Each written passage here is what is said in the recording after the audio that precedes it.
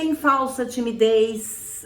Eu fico inseguro de falar, eu tô tímido, não sei se eu coloco o que vai falar. O se colocar, o conversar, o se posicionar na vida é um treino. O mais importante é a gente ser comprometido com a nossa forma de ser. Então, por exemplo, tô em casa, não tô muito bem, eu tô um pouco triste, chateada. E aí na relação, não, tem obrigação, tem as tarefas que precisam ser feitas. Em vez de eu falar, olha, hoje eu não tô muito bem, ou me ajuda, hoje eu não tô conseguindo, hoje tá difícil, eu me fecho, eu me calo e às vezes vou fazer as coisas que precisam ser feitas.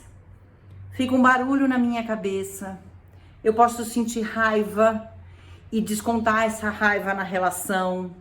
Isso pode ser difícil para eu engolir alguma coisa. E quando a gente fala de relacionamento e a gente se fecha, a gente não coloca o que a gente pensa, a forma que a gente pensa, a gente vai criando um distanciamento na relação. E esse distanciamento na relação que vai virando um ruído, pode ser um barulho e que pode ser que lá na frente a gente culpe o outro, culpe o formato.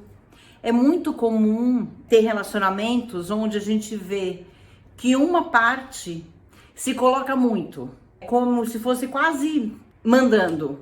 Faz isso, faz aquilo, né? E o outro mais quieto ou mais quieta, aceita, deixa passar, não vou falar isso, a pessoa vai mudar. E isso vai complicando.